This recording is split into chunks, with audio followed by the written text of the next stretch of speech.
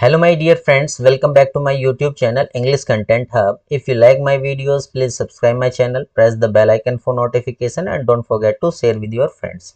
Friends, if you don't know about me, who I am, I would like to tell you about myself. My name is Sachin Kumar. I am an SSC 2016 selected candidate. I am currently posted in Dehradun. तो friends, इससे पहले वाली जो video थी उसका part में 1 जो है मैं आपको बता चुका हूं। मैं क्या कर रहा हूं, एसएससी सीएचएसएल 2023 के, यहाँ पर देखिए एसएससी सीएचएसएल 2023 के मैं क्वेश्चन पेपर में आपको सॉल्व करा रहा हूं मैं। ठीक है, इसमें आप देखेंगे कि इसमें मैंने जो है शिफ्ट 2 का पेपर लिया हुआ है। वो कौन सी डेट का है? 2 अगस्त का। ठीक है, इसका मैं शिफ्ट 1 का पेपर मैं आपको करा चुका हूं। अगर आपने वो वाली वीडियो मेरी नहीं देखी है तो आप उसको जो है जरूर जा करके एक बार देख लीजिए। उसमें मैंने आपको फुल डिटेल्ड सॉल्यूशन बताया है। अब मैं क्या कर रहा हूं, मैं शिफ्ट 2 का पेपर मैं आपको करा रहा हूं। मैं इससे पहले वीडियो में एक और अपलोड कर चुका हूं जिसमें मैंने, देखिए यहाँ पर मैंने कुछ क्वेश्चन पहले ही सॉल्व करा दिए थे। देखिए क्वेश्चन 1 2 3 इस तरह से जो है मैंने 10 क्वेश्चन तक सॉल्व करा दिए थे। आज के हम इस वीडियो में हम क्या करेंगे, 10 से आगे वाले क्वेश्चंस को मैं सॉल्व कराऊंगा। ठीक है, तो देखिए यहाँ पर हमारा क्वेश्चन नंबर है क्वेश्चन नंबर 11। क्वेश्चन नंबर 11 में क्या लिखा हुआ है, देखिए पढ़ते हैं। Select the most appropriate antonym of the word in the brackets to fill the blank. ठीक, देखिए यहाँ पर लिखा हुआ है since she had never travelled abroad she was both, यहाँ पर ब्रैकेट में क्या लिखा हुआ है, calm and nervous for her upcoming trip. इसमें आपको जो है ये पूरा जो सेंटेंस यहाँ पर दिया गया है इससे आपका कोई ज्यादा मतलब नहीं है। आपको क्या करना है, जो यहाँ पर देखिए ब्रैकेट के अंदर काम दिया गया है इसको क्या करना है, इसका आपको एंटोनियम पता करना है। ठीक है, तो आइए हम चलते हैं सीधा ऑप्शन की तरफ। ठीक, इसमें देखिए यहाँ पर जो है इसमें हमारा पहला ऑप्शन है हाइप्ड। अब आपको क्या पता करना है कि इसका सही ऑप्शन क्या होगा। हाइप्ड का मतलब होता है प्रचार करना, और प्रचार भी किस प्रकार का, देखिए मैं आपको बताना चाहूंगा। प्रचार ये होता है टू रिपीटेडली एडवर्टाइज। ठीक है, ये इसको हम क्या करते हैं, बार बार रिपीट करते हैं और एडवर्टाइज करते रहते हैं। And discuss something in order to attract someone's interest. तो इसको हम क्या करते हैं, बार बार डिस्कस करते रहते हैं, बार बार डिस्कस करते रहते हैं। क्यों? ताकि जो है लोगों का उसके ऊपर ध्यान जाए। ठीक है ना, तो इसको हम बोलते हैं हाइप। आजकल जो है ये वाला वर्ड काफी मतलब सुनने को मिलता है कि हाइप बना हुआ है ना। तो इसका ये हुआ कि हम इसको प्रचार करते हैं और बार बार बोलते रहते हैं ताकि लोगों का उस पर ध्यान चला जाए। ठीक, अब हम बात करते हैं दूसरे ऑप्शन पर। तो क्या हुआ, यहाँ पर हमारा जो है काम का मतलब क्या होता है, शांत। शांत का एंटोनियम क्या होना चाहिए था, देखिए मैं आपको बता दूं कि शांत का एंटोनियम होना चाहिए था एक्साइटेड। ठीक है ना, और यहाँ पर क्या है, ये तो हाइप है मतलब जो है प्रचार करना, तो ये ऑप्शन तो नहीं होना चाहिए। एपेथेटिक का मतलब क्या होता है, उदासीन। उदासीन का मतलब होता है जो ज्यादा रिएक्शन ना देता है। ठीक है ना, जो ज्यादा रिएक्शन ना देता हो, मतलब इस तरह से बोलते हैं, ना तो वो किसी की बुराई करता है ना ही किसी की अच्छाई करता है, तो वो क्या है, उदासीन है। उसको ना किसी के अच्छे से मतलब है ना ही किसी के बुरे से मतलब। और होपफुल का मतलब होता है आशावान। तो कहने का मतलब ये हुआ कि यहाँ पर काम का मतलब होता है शांत और एक्साइटेड का मतलब होता है उत्साहित। तो इसका एंटोनियम होगा हमारा ऑप्शन नंबर 3 एक्साइटेड। अब हम चलते हैं अपने क्वेश्चन नंबर 12 की तरफ। क्वेश्चन नंबर 12 में क्या दिया गया है, देखिए सिलेक्ट द मोस्ट अप्रोप्रिएट सिनोनियम। यहाँ पर हमें क्या पता करना है, सिनोनियम। सिनोनियम्स का मतलब आप जानते हैं जिनका मीनिंग सेम हो। ठीक है, एंटोनियम का मतलब होता है जिनका मीनिंग अपोजिट हो, मतलब विपरीत मीनिंग वाले शब्द। ठीक, तो अब हमें देखिए यहाँ पर क्या है, the guest was heckled by the spectators. तो मैं आपको बताना चाहूंगा कि स्पेक्टेटर्स का मतलब क्या होता है, दर्शक। ठीक है ना, जो दर्शक होते हैं उनको इंग्लिश में हम स्पेक्टेटर्स बोलते हैं। तो इसको थोड़ा सा जो है चलिए आई समझ लेते हैं। The guest was heckled by the spectators. अब आपको क्या समझना है, सबसे पहले तो इस जो ये हमारा वर्ड लिखा हुआ है हैकल्ड, इसका मीनिंग समझना है। ठीक है, तभी आप उसका जो है सिनोनिम्स पता कर पाएंगे। अगर आपको हैकल्ड का मीनिंग नहीं पता है तो इन ऑप्शन में से आपको पहचानना बड़ा मुश्किल हो जाएगा। तो मैं आपको बताना चाहूंगा कि हैकल्ड का मतलब क्या होता है, उपहास का शिकार होना। उपहास का शिकार होने का मतलब क्या होता है, देखिए मैं क्या है, मैं आपको बोलकर बता रहा हूं मैं, लेकिन लिख भी देता हूँ। इसमें लिखने में जो है थोड़ा सा टाइम वेस्ट होता है और फिर वीडियो हमारी क्या हो जाती है, लंबी हो जाती है। ठीक है ना। उपहास का शिकार होना, तो इसलिए आप थोड़ा ध्यान देना कि जो मैं बोलता हूँ उस पर आप थोड़ा सा ध्यान दे सकते हैं। ठीक है, उम्मीद ये करना कि मैं इसमें कम से कम लिखने की कोशिश करूंगा। जैसे मैंने कई बार बोल करके बता दिया है कि हैकल्ड का मतलब होता है उपहास का शिकार होना। तो यहाँ पर सिचुएशन इस तरह से बन रही है कि कोई गेस्ट है और वो जो है मतलब अपना कुछ भी पढ़ा रहा है या फिर कोई अपना प्रोग्राम कर रहा है, लेकिन जो दर्शक हैं वो उसका क्या कर रहे हैं, मजाक उड़ा रहे हैं ना, उसका मतलब उपहास कर रहे हैं। तो वो क्या हो रहा है, उपहास का मतलब मजाक का शिकार हो रहा है। तो अब हमें क्या करना है, इसका हमें सिनोनिम्स पता करना है। देखिए काम का मतलब जानते हैं, काम का मतलब होता है शांत करना। ठीक है ना। और अब हम बात करते हैं दूसरे ऑप्शन की, तो ये ऑप्शन तो नहीं होगा, वो तो मजाक उड़ा रहे हैं। मजाक उड़ाने का सिनोनिम्स क्या शांत करना हो सकता है, तो आप कहेंगे कि नहीं, मजाक उड़ाने का सिनोनियम शांत करना नहीं हो सकता। तो अब हम बात करते हैं, यहाँ पर देखिए ये है एडिड। एडिड का मतलब क्या होता है, सहायता प्रदान करना। तो एडिड का मतलब सहायता प्रदान करना है, और हमारा जो ये हमारा वर्ड वर्ड है हैकल्ड, इसका मतलब है उपहास करना, तो ये भी हमारा इसका सिनोनियम नहीं होगा। टॉन्टेड का मतलब क्या होता है, टॉन्टेड का मतलब क्या होता है, किसी को उकसाना या फिर चिढ़ाना। तो यहाँ पर आप समझेंगे कि हैकल्ड और टॉन्टेड ये दोनों जो है सेम ही मीनिंग बना रहे हैं, तो हमारा सही आंसर होगा टॉन्टेड। ठीक है ना। मुझे उम्मीद है कि आपको ये समझ में आ चुका है कि ये सही आंसर कैसे हुआ। अब हम बात करते हैं, चलिए चौथे ऑप्शन जो मतलब फोर ऑप्शन हेल्प्ड दिया गया है, इसका मतलब क्या होता है, सहायता करना। और वहां पर हमारा क्या है, हमारा जिसका हमें सिनोनिम्स पता करना है वो है हैकल्ड। तो हैकल्ड का सिनोनियम हेल्प्ड नहीं होगा, तो इसलिए हमारा करेक्ट आंसर है ऑप्शन नंबर 3। तो अब हम चलते हैं क्वेश्चन नंबर नेक्स्ट की तरफ। क्वेश्चन नंबर हमारा है 13। मुझे लगता है कि आपको वो क्वेश्चन नंबर 12 बिल्कुल समझ में आ चुका है, इसलिए मैं आगे बढ़ चुका हूं। अगर आपको कोई क्वेश्चन है जिसमें आपको कोई प्रॉब्लम लगती है तो आप मुझे कमेंट करके जरूर बताना। ठीक है, आप लोग जो है कमेंट भी नहीं करते हैं, तो अगर आपको कोई डाउट है तो उसको आप कमेंट कर सकते हैं। अब हम बात करते हैं क्वेश्चन नंबर 13 की। Select the option that can be used as a one word substitution for the given group of the words. तो यहाँ पर क्या है, इसमें हमें एक वन वर्ड सिलेक्ट करना है। वो किसके बदले सिलेक्ट करना है, ये हमारा देखिए यहाँ पर पूरा एक जो है शब्द का जो है ग्रुप दिया गया है, इसके बजाय हमें एक वर्ड सिलेक्ट करना है।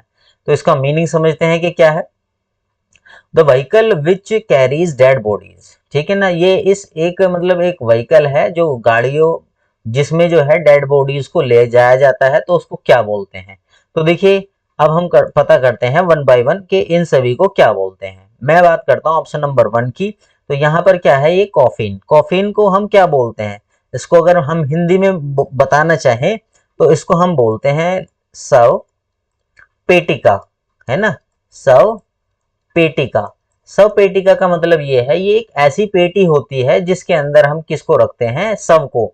शव को मतलब डेड बॉडीज को।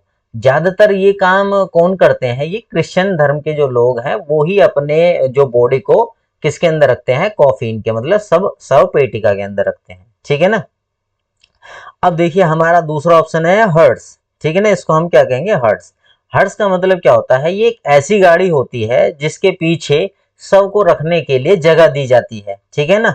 तो इसको हम क्या बोलते हैं, शव वाहन। क्या बोलते हैं, शव वाहन। ये स्पेशली किस लिए होता है, इसमें हम शवों को ही ले जाते हैं। मतलब इसका काम होता है डेड बॉडीज को लेकर के जाना। एम्बुलेंस तो आप जानते हैं, एम्बुलेंस में हम क्या करते हैं, एम्बुलेंस देखिए ये ऑप्शन तो नहीं है, इसको मैं क्या करता हूँ क्रॉस कर देता हूँ, कभी आपको लगे कि ये ऑप्शन राइट क्यों लगाया हुआ है।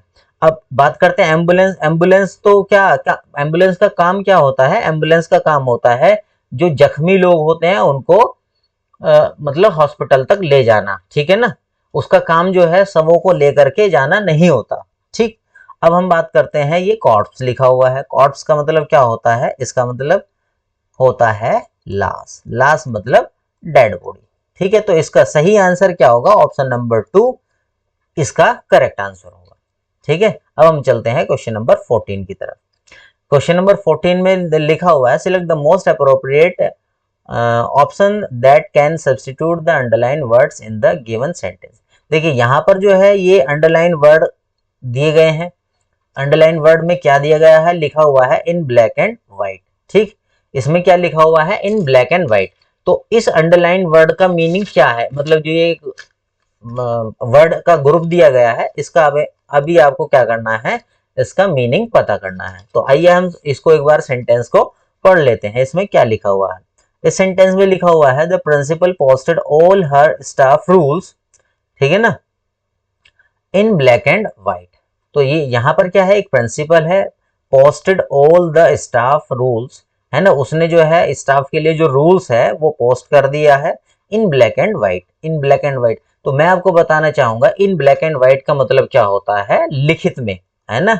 जब भी हम कोई ऑफिस में ऑर्डर पारित करते हैं तो वो कैसा होता है, अगर किसी ने कोई ऑर्डर दे दिया और वो लिखित में नहीं है तो हम उस ऑर्डर को फॉलो नहीं करते हैं, जनरली ऐसा ही होता है। लेकिन अगर एक बार कोई ऑर्डर लिखित में पारित हो गया है या लिखित में जो है वो आ चुका है तो उसको हमें फॉलो करना ही होता है, ठीक है।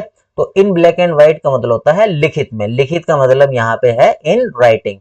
तो इसका करेक्ट आंसर होगा हमारा ऑप्शन नंबर 3।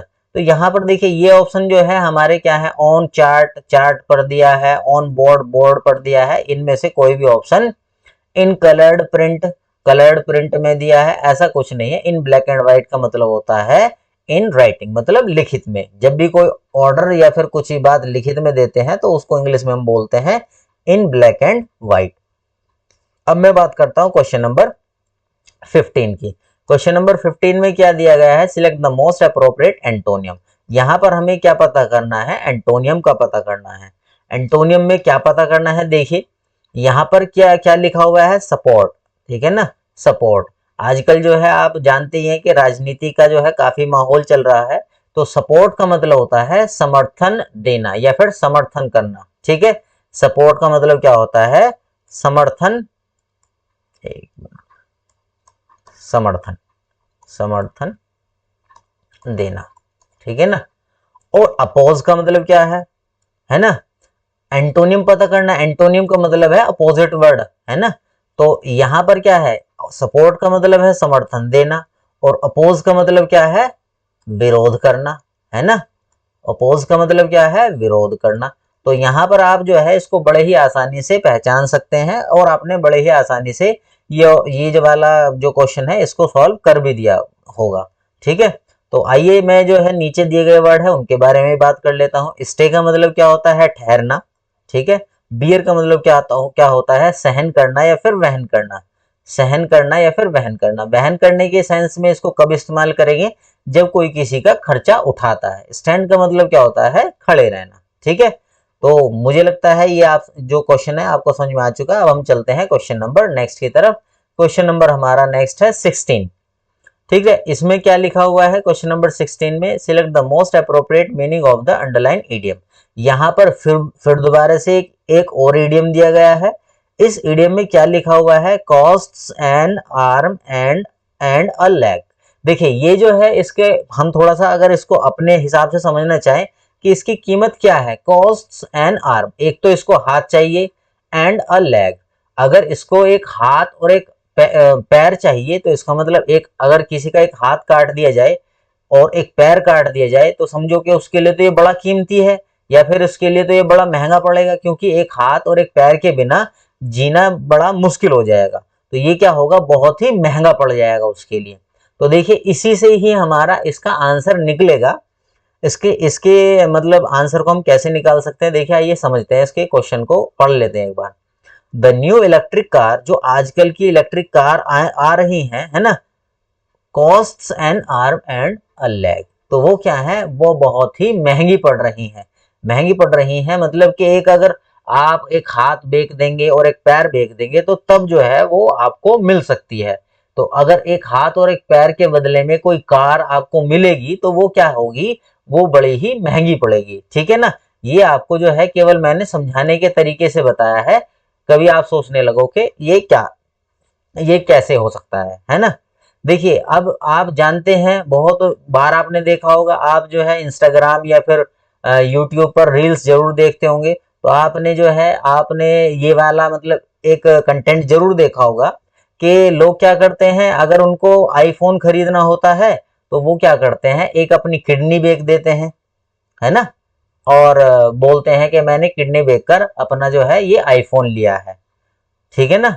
तो जो फोन लिया है वो क्या है, अगर उसके लिए उसको किडनी बेचनी पड़ रही है तो इसका मतलब क्या है, वो बड़ा महंगा पड़ा है। तो इसी तरह से हम क्या बोलते हैं, cost N arm and leg, ठीक है। तो यहाँ पर किडनी के नाम से हमारा इडियम फ्रेज नहीं बनाया गया है, वो cost N arm and leg के नाम से बनाया गया है, ठीक है। तो इसका मतलब आप जान ही चुके हैं, इसका मतलब क्या होता है, इज वेरी एक्सपेंसिव, ठीक है। अगर आपको मैं जो है, देखिए इसका सही आंसर तो है ऑप्शन नंबर 2 वाला, ठीक। पर क्योंकि अब देखिए इसमें हमारे 3 इडियम फ्रेज और दिए गए हैं, अगर आप चाहें तो मैं उनको भी बता सकता हूं, ठीक है। मैं बताना ही चाहूंगा क्योंकि क्या होगा, इससे आपके जो है 3 इडियम फ्रेज और तैयार हो जाएंगे, ठीक। तो देखिए, नहीं नहीं, ये वो नहीं है, पर इसको मैं जो है समझाना चाहूँ, needs physical strength to drive, ठीक है ना, कि कार को चलाने के लिए, न्यू इलेक्ट्रिक कार के लिए जो है फिजिकल स्ट्रेंथ की जरूरत होगी, वो तो पुरानी कार को चलाने के लिए भी जरूरत पड़ती थी, ये वो नहीं है। Is very cheap. अब एक बात बताइए, आपको हाथ भी देना पड़ा अपना और एक पैर भी देना पड़ा तो वो सस्ता तो होगा नहीं, क्योंकि हाथ और पैर की कीमत क्या है, बहुत ज्यादा होती है। तो इज वेरी चीप नहीं, चीप नहीं, वो महंगी होगा। हैज नो गियर्स, ये भी गलत है, ठीक है ना। तो अब हम चलते हैं क्वेश्चन नंबर 16 की तरफ। क्वेश्चन नंबर, ओ सॉरी 16 नहीं 17, 16 तो मैंने बता दिया है। अब मैं बात करता हूं क्वेश्चन नंबर 17 की। अब देखिए यहां पर क्या दिया गया है, क्वेश्चन नंबर 17 में क्या दिया गया है, C select the most appropriate option that can substitute the underline segment in the given sentence. तो यहां पर क्या है, सेंटेंस ये है, she can draw very well and just as creative. यहां पर देखिए इसको जो है अंडरलाइन किया गया है एज क्रिएटिव को। अब इसके नीचे जो है हमारे 4 ऑप्शन दिए गए हैं, इसने कहा है कि या तो इनमें से जो है मतलब या तो नहीं, इनमें इन 4 ऑप्शन में से बताओ कि इनमें से कौन सा सही है, ठीक है। तो देखिए यहां पर मैं आपको बताना चाहूंगा, जो ये क्रिएटिव है ना, क्रिएटिव को हम क्या बोलते हैं, एडजेक्टिव बोलते हैं, है ना। इसको क्या बोलते हैं, हम एडजेक्टिव बोलते हैं। अब यहां पर क्या इस्तेमाल हुआ है, एडजेक्टिव का इस्तेमाल हुआ है। पर लेकिन अगर आप थोड़ा सा ध्यान देंगे, सी कैन ड्रॉ वेरी वेल, यहां पर इस वेरी वेल पर अगर आप ध्यान देंगे ना, तो इससे पहले क्या दी गई है, एक वर्ब दी गई है, ठीक है ना। ड्रॉ का मतलब क्या है, मतलब बनाना या फिर चित्रित करना।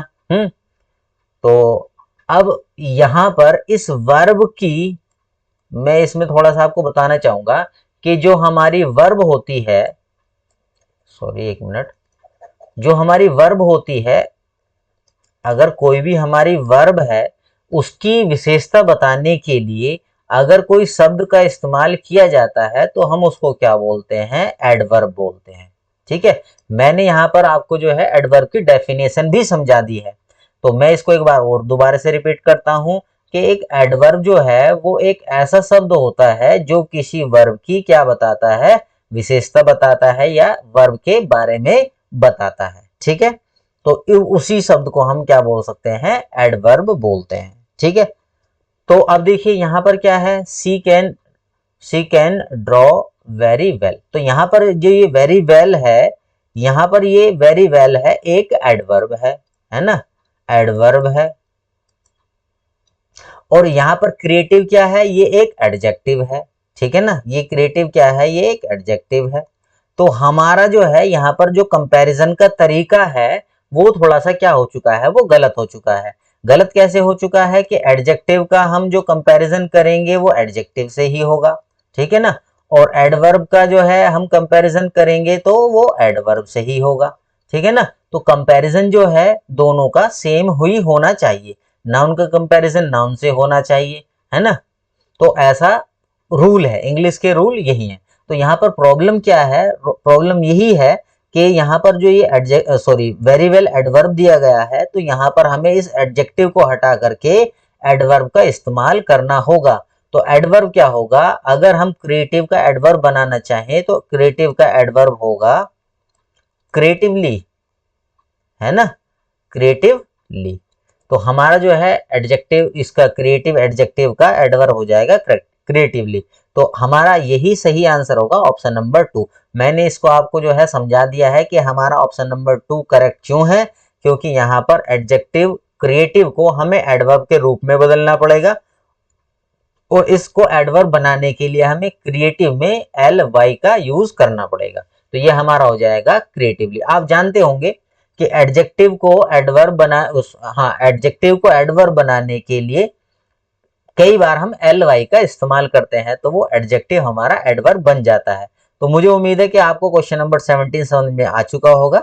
अब हम चलते हैं क्वेश्चन नंबर नेक्स्ट मतलब 18 की तरफ। ठीक है, अब देखिए क्वेश्चन नंबर 18 में क्या है। इसमें मैं आपको थोड़ा सा जो है शॉर्टकट में बताने की कोशिश करूंगा।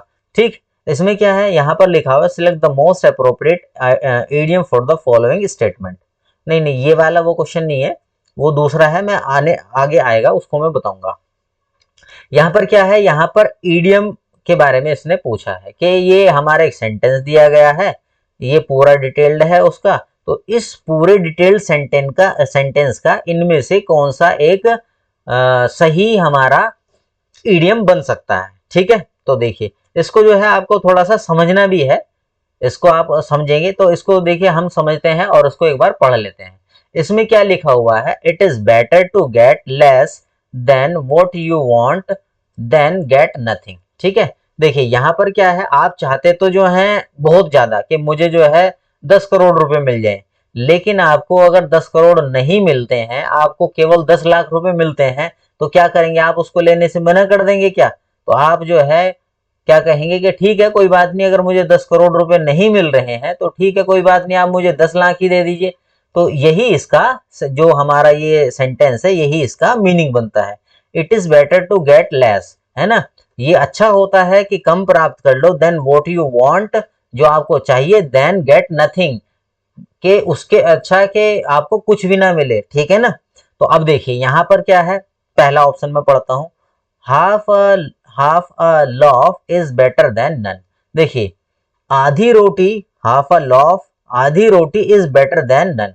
आपको आधी रोटी, देखिए एक दो सिचुएशन है, या तो आपको जो है रोटी मिलेगी ही नहीं, और मिलेगी तो आपको कितनी मिलेगी, आधी रोटी, है ना, हाफ अ लॉफ। तो आप क्या कहेंगे कि चलो ठीक है यार कोई बात नहीं, मुझे कम से कम आधी तो मिल रही है, तो आधी से ही काम चला लेते हैं। तो यहाँ पर ये है कि अगर आधी से भी काम नहीं चलाएंगे फिर तो कुछ भी नहीं मिलेगी। तो यही इसका मीनिंग है कि half a loaf is better than none, है ना। आप जो है थोड़ा कम ले ले, पर लेकिन वो उससे अच्छा होगा कि आपको कुछ भी ना मिले। तो ऊपर वाले का मतलब जो है मैंने समझा दिया और नीचे वाले का भी मतलब समझा दिया। तो दोनों के दोनों क्या है, सेम ही मीनिंग बना रहे हैं, है ना, दोनों के दोनों क्या बना रहे हैं, सेम ही मीनिंग बना रहे हैं। तो इस सेंटेंस का जो इडियम फ्रेज होगा वो ऑप्शन नंबर 1 वाला होगा। अब देखिए ये वो वाला क्वेश्चन है जिसके बारे में बात करना चाहता हूं मैं। इसमें आपको 3 इडियम फ्रेज और समझने को मिल सकते हैं। ठीक है, देखिए क्या है। अब हमारा है वेस्ट नॉट वांट नॉट, इसका मीनिंग क्या है, मैं आपको जो है लिखूंगा नहीं क्योंकि लिखने में जो है ज्यादा टाइम लगेगा, पर आप बड़े ध्यान से सुनना। वेस्ट नॉट वांट नॉट का मतलब क्या होता है, avoid wasting resources to prevent future shortage and needs. ठीक है ना, ये क्या है, अवॉइड वेस्टिंग, ये वेस्ट करना पसंद नहीं करता है। वेस्टिंग रिसोर्सेज, जो भी रिसोर्सेज हैं, अवॉइड वेस्टिंग रिसोर्सेज, उन रिसोर्सेज का जो है मतलब वेस्ट नहीं करना चाहता है। क्यों, टू प्रिवेंट फ्यूचर शॉर्टेज और नीड्स। तो ऐसा जब अभी से हम किसी भी चीज को बर्बाद कर देंगे तो वो आने वाले समय में हमें उसकी क्या हो जाएगी, कमी हो जाएगी। तो इसीलिए जो है वेस्ट नॉट वांट नॉट, इसका मीनिंग आप समझ चुके होंगे कि इसका मतलब क्या है। एक बार मैं लास्ट में और रिपीट करता हूं, इसका मीनिंग है avoid wasting resources to prevent future shortage और नीड्स। ठीक है, अब मैं चलता हूं ऑप्शन नंबर 3 के ऊपर, where there is smoke there is fire. तो ये तो आपने जो है कहीं मतलब आपने जरूर जो है हिंदी में भी सुना होगा कि जहां पर धुआं निकलता है वहां पर आग तो जरूर होती है, बिना आग के धुआं नहीं निकलता। Where there is smoke there is fire, जहां धुआं निकलता है तो वहां पर आग जरूर होती है। ठीक है, तो देखिए इसका मतलब क्या है, इसका मैं आपको समझाना चाहूंगा। लिखूंगा नहीं, मैं आपको बोलकर बताऊंगा, आप मेरे जो है शब्दों पर थोड़ा सा ध्यान देना, ठीक है। इसका मतलब है if there are sign of indication of a problem there is likely a real issue, ठीक है ना।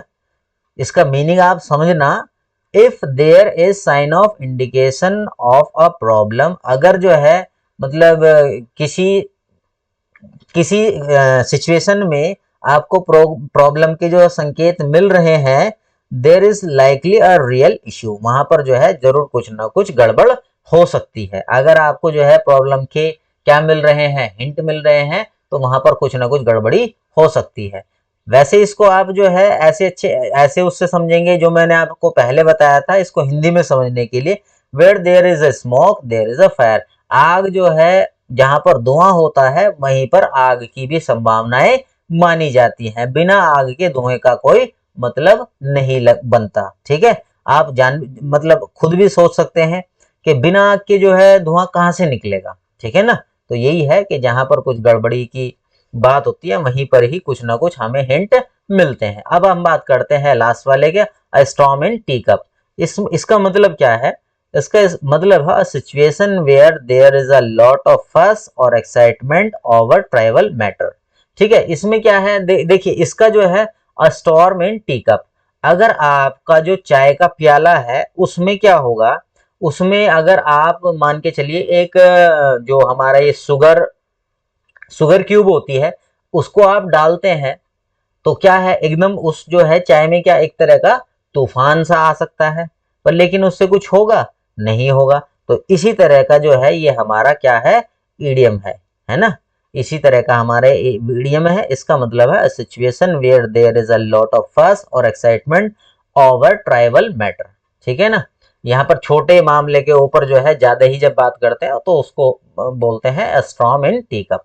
तो मुझे लगता है इस वाले क्वेश्चन के लिए मैंने काफी टाइम दे चुका हूं, पर लेकिन इसमें आपको जो है एक क्वेश्चन के बजाय 3 क्वेश्चन के और आंसर मिल चुके हैं। अगर आपके जो है पेपर में कभी भी इनके बारे में पूछा जाता है तो आप इनका आंसर आराम से अब दे सकते हैं, ठीक है। अब मैं बात करता हूँ क्वेश्चन नंबर 19 की। क्वेश्चन नंबर 19 में क्या कहा गया है, select the option that express the following sentence in superlative degree of comparison. अब देखिए यहाँ पर क्या है, इसमें इन्होंने बात करी है कि ये हमारा एक सेंटेंस दिया गया है ना। It looks like our bad fears are coming true, इसने इस सेंटेंस में कहा गया है कि इसको जो है हमें किस में चेंज करना है, सुपरलेटिव डिग्री में चेंज करना है। और वो सेंटेंस हमें जो है नीचे दिए गए 4 ऑप्शनों में से फाइंड आउट करना है जो सुपरलेटिव डिग्री में हो। देखिए हम जो है no change required, no change required तो हम इसलिए नहीं करेंगे, मतलब इस ऑप्शन को हम इसलिए सिलेक्ट नहीं करेंगे क्योंकि यहाँ पर देखिए यहाँ पर क्या लिखा हुआ है, बैड, तो ये हमारी कैसी डिग्री है, पॉजिटिव डिग्री है, ठीक है ना। बैड जो है एडजेक्टिव की हमारी फर्स्ट फॉर्म है, या फिर हम इसको बोल सकते हैं कि पॉजिटिव डिग्री है, ठीक है। ये हमारी कौन सी पॉजिटिव डिग्री है, और इसको हमें क्या चाहिए, इसको हमें चाहिए सुपरलेटिव डिग्री में। तो ये हमारा जो पहला ऑप्शन है ये हमारा ऑप्शन नहीं हो सकता, कि इसमें बदलाव तो जरूर होगा ही होगा, ठीक है। अब हम चलते हैं अपने क्वेश्चन नंबर 2 की तरफ। क्वेश्चन नंबर 2 में क्या लिखा हुआ है, the words fear are coming back it seems so. अब देखिए यहाँ पर मैं इसमें आपको जो है एक बहुत ही अच्छी टेक्निक बताने वाला हूँ। आपको इन क्वेश्चन में कुछ समझ में भी नहीं आएगा, पर लेकिन मैं आपको वादा करता हूँ कि आप जो है बिना कुछ समझे ही इसका आंसर बिल्कुल 100% करेक्ट देंगे। तो देखिए यहाँ पर क्या है, यहाँ पर आपको इस वर्ड्स पर ध्यान देना है, ठीक है ना। देखिए एक होगा बैड, बैड है, ये हमारा होगा बैड, बैड का हमारा जो है ये पॉजिटिव डिग्री है, ठीक है। सॉरी। अब हम बात करते हैं वर्ड्स की, ठीक है। ये हमारा जो है एडजेक्टिव की पॉजिटिव फॉर्म है, वर्ड्स हमारा जो है कंपैरेटिव फॉर्म है, और ये हमारा जो वर्स्ट है वर्स्ट, ठीक है। ये हमारा जो वर्स्ट है ये कौन सा है, ये हमारा है सुपरलेटिव फॉर्म है। एग्जैक्ट जो एडजेक्टिव होगा उसकी हमारी ये क्या है, सुपरलेटिव फॉर्म है। तो सबसे पहले आपको जो है जैसे ही ये कहा जाएगा कि इसको सुपरलेटिव में बदलो, तो आपको क्या पकड़ना है, जो ये हमारा एडजेक्टिव दिया गया है बैड, तो इसी की ही आपको सबसे पहले सुपरलेटिव डिग्री ढूंढनी है। अब देखिए आप जो है क्या करेंगे, मैं आपको ऑप्शन नंबर 1 से फिर दोबारा से एक बार बताऊंगा। ऑप्शन नंबर 1 तो हो ही नहीं सकता, क्योंकि इसमें जो है कुछ दिया नहीं गया है। इसमें दिया गया है नो चेंज रिक्वायर्ड, पर चेंज तो होगा। ठीक, दूसरा है यहाँ पर क्या है, वर्ड्स दिया गया है। मैंने आपको बताया है वर्ड्स जो है हमारी किसको बताएगा, कंपैरेटिव डिग्री को बताएगा, तो ये भी आंसर नहीं होगा। अब हम आएंगे हमारे इस थर्ड ऑप्शन पर। यहाँ पर क्या दिया गया है, वर्स्ट दिया गया है। वर्स्ट हमारा सुपरलेटिव डिग्री को बताता है, ये आंसर बिल्कुल हो सकता है। लेकिन हम आ रहा क्या पता फोर्थ ऑप्शन हो, इसलिए हमें इसको भी चेक करना पड़ेगा। द फियर विद बैड, तो यहाँ पर क्या है, इस डिग्री का जो है कौन सा वाला फॉर्म दिया गया है, पॉजिटिव फॉर्म दिया गया है, तो इसीलिए हमारा ये ऑप्शन भी नहीं होगा। आप मुझे खुद बताना कि आपको इसमें जो है कुछ ज्यादा दिमाग लगाना पड़ा, तो आपको इसमें कहीं आप कहेंगे कि इसमें कुछ हमें ज्यादा दिमाग नहीं लगाना पड़ा, इसमें आपको क्या करना पड़ा, केवल और केवल इनकी डिग्री पहचाननी पड़ी। ये पॉजिटिव डिग्री है, ये कंपैरेटिव डिग्री है, और ये सुपरलेटिव डिग्री है। तो मुझे लगता है कि आप इस क्वेश्चन को अच्छे से समझ चुके हैं और आप जान भी चुके हैं कि यही हमारा सही आंसर क्यों हुआ। इसलिए अब हम चलते हैं क्वेश्चन नंबर 20 की तरफ। देखिए अब क्वेश्चन नंबर 20 में क्या दिया गया है, इसको हमें क्वेश्चन को एक सही प्रॉपर ऑर्डर में लगाना है। ठीक है, अब देखिए सही प्रॉपर ऑर्डर में लगाने के लिए आपको क्या करना है, सबसे पहले आपको इसका इंट्रोडक्शन वाला पार्ट ढूंढना है। ठीक है, जिसने थोड़ा बहुत भी जो है पीक्यूआरएस को कभी समझा होगा तो वो कहेगा कि ये हमारा जो डी ऑप्शन है यही हमारा इसका इंट्रोडक्शन वाला पार्ट बनेगा। तो कहने का मतलब ये है कि जो डी होगा वो हमारा पहले नंबर पर जरूर आएगा। अब देखिए यहाँ पर जब हमारा डी पहले नंबर पर आएगा तो हम सी यहाँ पर पहले नंबर पर आया हुआ है इसमें, और बी यहाँ पर पहले नंबर पर आया हुआ है, तो हम क्या कर सकते हैं, इन दोनों ऑप्शनों को एलिमिनेट कर सकते हैं।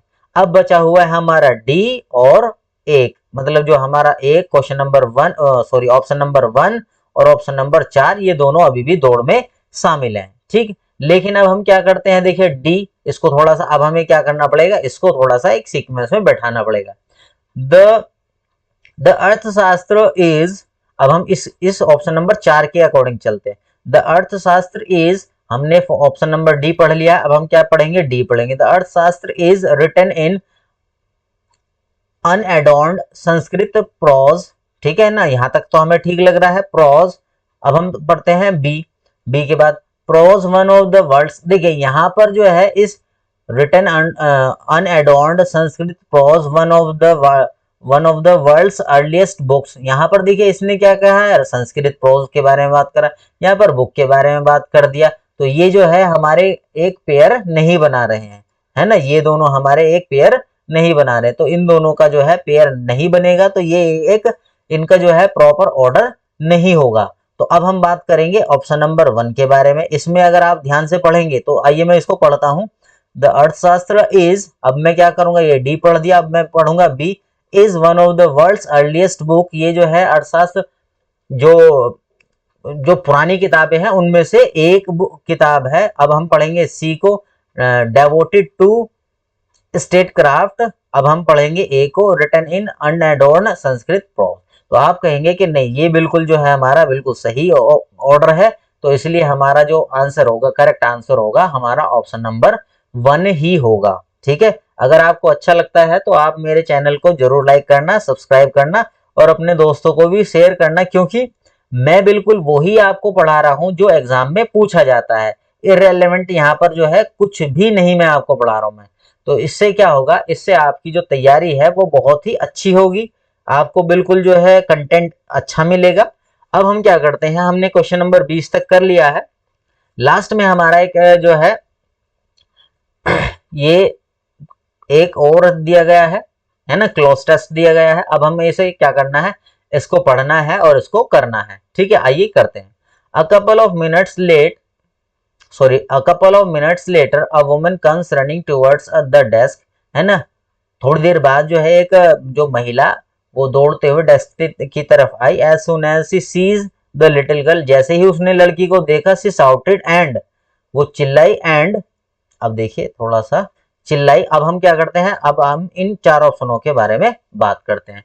वो चिल्लाई एंड शी शाउटेड एंड, अब उसके बाद में क्या, शी शाउटेड एंड रन्स, वो दौड़ी, रन्स अप टू हर, ठीक है, उसने जो है जब लड़की को देखा तो वो लड़की की तरफ दौड़ी, तो यहाँ पर क्या होगा, रन्स, ठीक है। अब यहाँ पर क्या है, यहाँ चेज है, लड़की का पीछा किया, जब उसने लड़की को देख लिया तो वो पीछा क्यों करेगी, वो उसकी तरफ दौड़ेगी, ठीक है ना, तो ये ऑप्शन नहीं होगा। स्टेयर्स का मतलब होता है घूरना, वो लड़की जब उसने लड़की को देखा तो उसने घूरा नहीं। अब देखिए यहाँ पर जो है अभी तक तो जब हम इसका पहला वो करेंगे तो तब आपको लग सकता है कि नहीं, क्यों पीछा क्यों नहीं कर सकते, घूर क्यों नहीं सकते, लेकिन जैसे जैसे आप इसको जो है लास्ट तक पढ़ेंगे ना, जब इसको आप आखिर तक पढ़ेंगे तो आपको पता लगेगा कि नहीं, वो पीछा भी नहीं करेगा, घूरे मतलब करेगी, घूरेगी भी नहीं। और ब्लिंक्स का मतलब क्या होता है, झपकना, है ना, जैसे हम पलक झपकाते हैं ना, तो उसने उसको देखा तो पलक थोड़ी झपकाया, वो उसकी तरफ दौड़ी, ठीक है। तो यहाँ पर हमारा सही आंसर होगा runs. She runs up to her, she lift the girl into her arms and, मैं इसको क्या करता हूँ, एक बार पूरे को पढ़ देता हूँ पैसेज को, फिर आपको आसानी होगी कि सेंटेंस को, सॉरी, इनके जो फिल इन द ब्लैंक्स है इनको कैसे भरना है। She lift the girl into her arms and holds her very tight.